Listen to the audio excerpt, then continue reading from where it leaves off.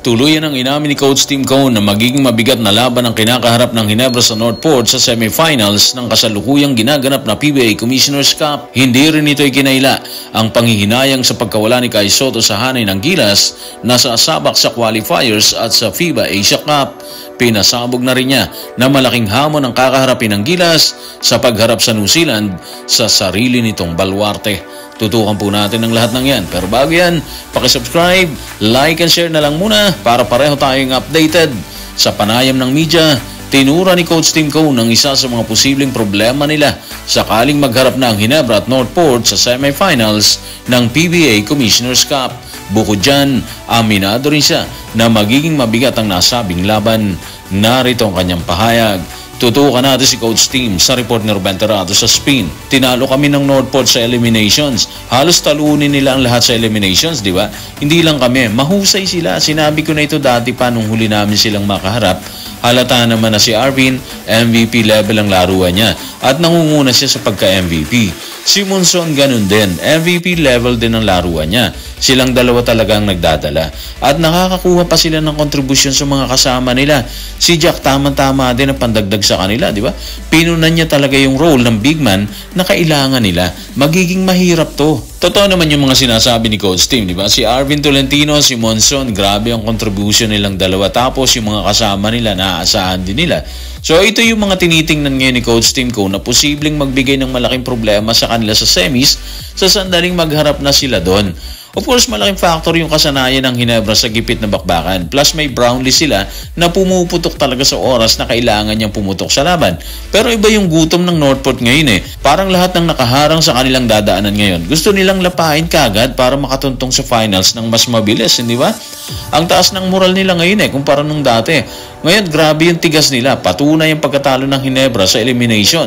Kaya tingin natin, mahirap na laban talaga to para sa grupo ni Coach Tim and of course ni Justin Brownlee. Kung meron masiguro na isa sa mga bentaheng masasabi natin para sa team ng Ginebra, yun yung pagtaas ng level ng laro nila. Bunga ng laban sa Doha and of course sa qualifiers kung saan kalaban nila ang Chinese Taipei and New Zealand. Sigurado tayo lahat ng players mapupuwersa sila na higpitan ng laban. Kasi nga, pipersahin sila ng kalaban dyan. Kaya naniniwala tayo na mas tataas ang level ng laro ng bawat player ng Gilas sa sandaling bumalik na sila mula sa kompetisyon.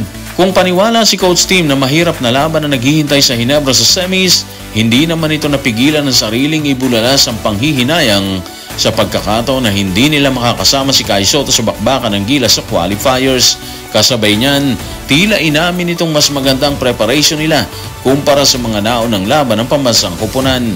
Narito ang kanyang pahayag. Tutukan natin si Coach Tim sa report ni Ruben Terrado sa spin. Sa kabutihang palad, hindi natin lalaruin ng New Zealand sa susunod na 8 or 10 araw. Nakakuha tayo ng ilang warm-up games bago ang laban, di ba? Ang pinanghihinayangan lang namin, wala kaming Kai Sotto.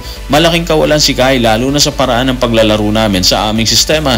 Kaya masakit yun. Well, lalata naman talaga na malaking kawalan si Kai Sotto sa bakbakan ng Gilas at Taiwan and of course sa New Zealand. Sa laban ng Gilas at New Zealand, nagtala si Kai ng 19 points, 10 rebounds, 7 assists, 2 steals at 2 blocks. Ang laki, di ba? Malaking kawalan yan sa hanay ng Gilas. Pero ganoon talaga yun eh. Aksidente yung nangyari. Walang may gusto nun, kaya kailangan mag-move on yung grupo. Pero sayang talaga yung gitna kay Kai Sotto. Iba kasi kapag andun siya sa gitna once na sumalaksak na ang New Zealand. Sa opensiba naman ng Gilas, iba rin kapag kumakamada siya sa gitna kasi nga matangkad siya eh.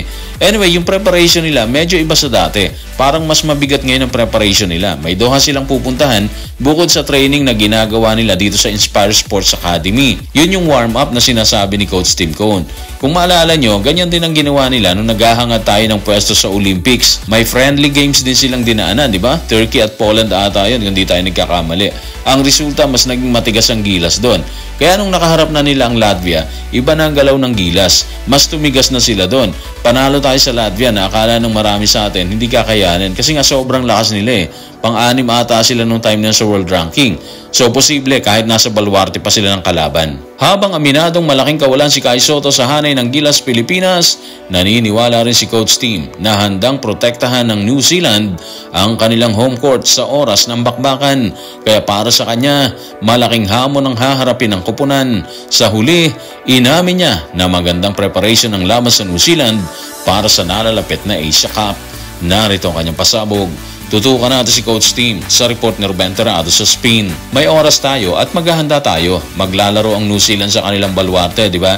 Katulad natin, gusto nating protektahan ang sarili nating baluarte. Gusto nilang protektahan ang kanilang tahanan eh.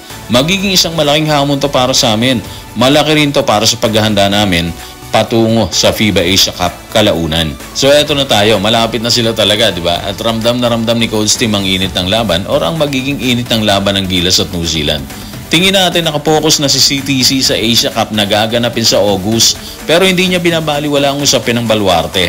Alam niya na dedepensa ng gustong New Zealand sa sandaling magharap na sila dyan. Bunga niyan, magiging magandang laban to para sa atin, para sa Gilas. Sigurado makakakita tayo ng isang klasikong bakbakan sa pagitan ng dalawang bansa. Ang Gilas, pipilitin nilang hindi makabawi ang kalaban. Walang New Zealand, pipilitin naman nilang pigay ng talent nila para makabawi dito sa Gilas, Pilipinas. Ang laki na nakataya dito, di ba? Hindi basta-basta. Pero sabi nga nila, at the end of the day, FIBA Asia ka pa rin ang nananatiling target kung saan pasok na sila pareho. Yung New Zealand, nagpalit na sila ng ilang players at alam ni Coach Tim Cone yun. Yung Gilas, may naiwan dahil sa injury pero may bumalik din mula sa injury. Kung pagbabasehan mo kaganapan sa dalawang kupunan, malaking bentahe ng New Zealand. May home court advantage sila. Plus, may bago sila. Hindi na wala ng player dahil sa injury, di ba? Pero, malaman na lang natin siguro sa oras ng laban kung paano haharapin ng grupo ni Coach Tim ang pagbabagong ginawa ng New Zealand sa kanilang baluarte. So guys, maraming salamat.